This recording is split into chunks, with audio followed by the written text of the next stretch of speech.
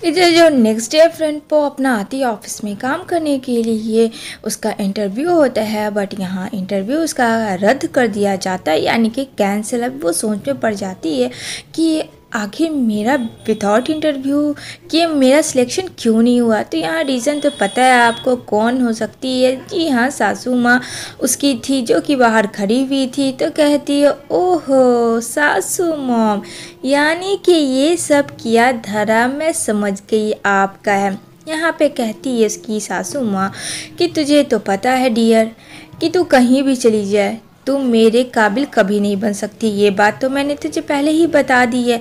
यानी कि नुआन ने जानबूझ के पौ का इंटरव्यू ख़त्म करवा दिया गया था क्योंकि वो बहुत बड़ी बिजनेसमैन थी, प्लस उनका हर जगह से लिंक था। तो यहाँ पे वो बोलती है ये तुम्हारी जो पनिशमेंट है डियर, ये बस कल के लिए।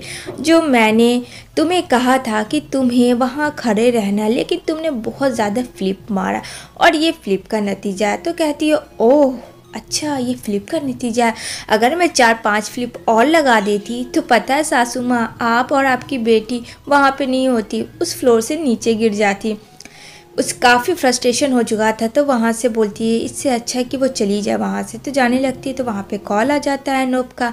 अब नोप से वो बात करती है कि हाँ बोलो, बस तुम्हारी ही कमी थी। तो बोलती है हाँ सब ठीक ही था। तो कहता है क्या हुआ तुम्हारे मूड को। तो कहती है मेरी जो सासू माँ है वो मेरे पीछे पड़ी हुई है।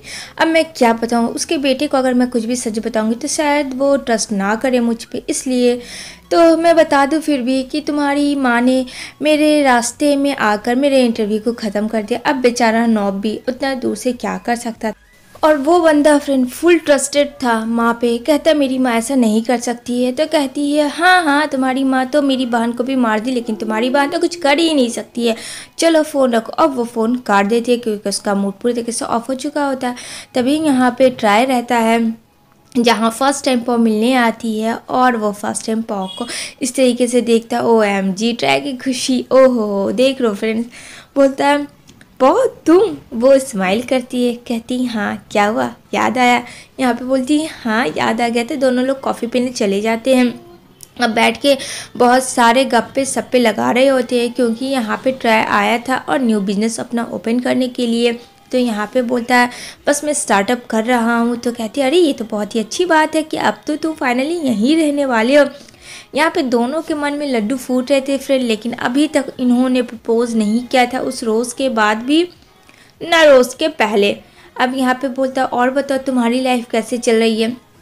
अब बेचारी क्या बताए पॉक इसकी लाइफ कैसी चल रही है। बस वो स्माइल करती है कि बहुत ज़्यादा अच्छी, लेकिन दिल ही दिल सोचती है कि मैं कहीं की नहीं रही, मैं क्या करूँ मुझे खुद नहीं पता। एक तरफ तो उसका प्यार खरा हुआ है, दूसरी तरफ उसका नेफ्यू, उसे कुछ समझ नहीं आ रहा होता है। तो कहती है खैर जाने दो फ़िलहाल।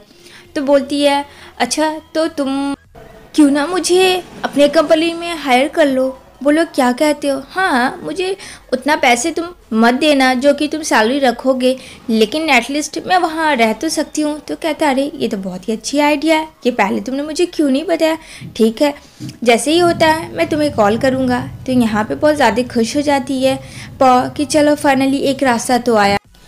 इधर जो है पॉ आती है नीचे और यहाँ पे नुआन मैम बैठी होती है, जहाँ फ्रेंड कॉन्ट्रैक्ट साइन किया जाता है कि सब लोग अपने अपने रूल्स के अकॉर्डिंग अपने अपने अकॉर्डिंग काम करें, कोई किसी को फोर्स नहीं करेगा। तो कहती है नुआन कि क्या तूने मुझे पागल समझा है कि मैं ऐसा करूँगी, किसी भी चीज़ में कोई बंटवारा नहीं होगा। और नुआन पैसे को बहुत पकड़ती है फ्रेंड, लेकिन उससे भी डबल उसकी बहू है जो कहती है कि तुम्हें करना पड़ेगा कॉन्ट्रैक्ट में साइन, इस हिस्से में जिसको जो आएगा वो सब करेगा। लेकिन नुआन जो है फ्रेंड वो ठान लेती है कि उसे कभी भी कोई भी पेपर पे साइन नहीं करना है, वरना पॉ कुछ भी कर सकती है।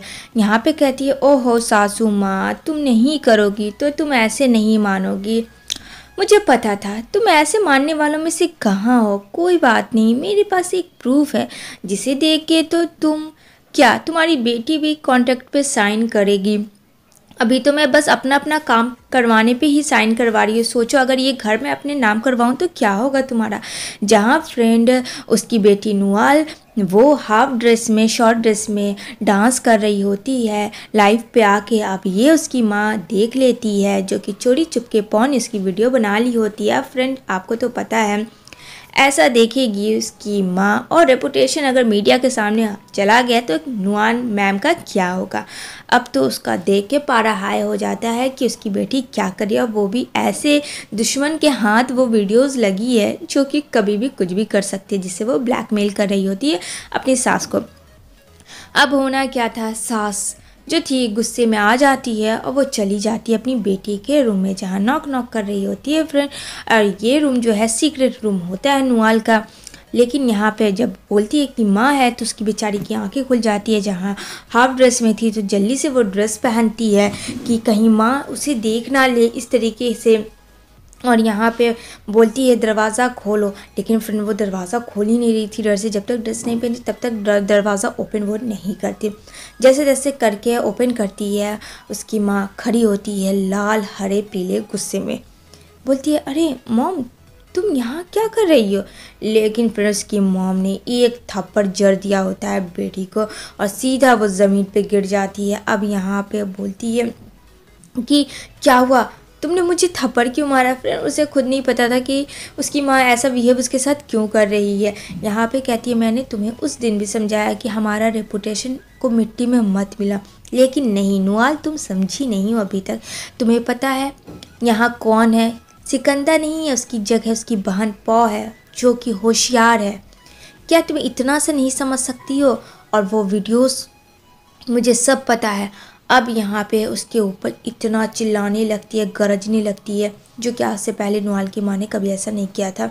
अब यहाँ पे वो सारी चीज़ें देखती है, लाइटिंग सर्कल रिंग जो सब होता है, एक और थप्पड़ जड़ देती है कि यानी तुम रोज़ रात में लाइव आती हो, क्या करती हो तुम, और आइंदा से अगर तुमने ये काम किया तो मुझसे बुरा नहीं होगा। तो कहती है नहीं मैं तुम्हें आज से बेदखल कर रही हूँ। लेकिन यहाँ पे उसकी माँ काफ़ी गुस्से में होती है, यहाँ पे बोलती है प्लीज़ माँ सॉरी सॉरी प्लीज़ प्लीज़ मुझे माफ़ कर दो। लेकिन उसकी माँ बहुत ज़्यादा उसे मारती है।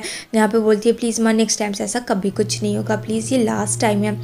अब ना चाहते हुए भी कि उससे माँ तो माँ होती है फ्रेंड, क्या किया जा सकता है।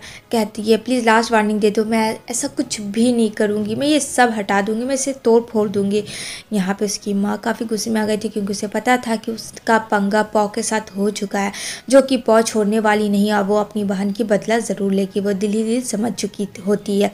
अब उससे क्या कैसे डील करना है ये तो नुआन जानेंगे, क्योंकि नुआन अब एक खूंखार बिल्ला बन चुकी होती है।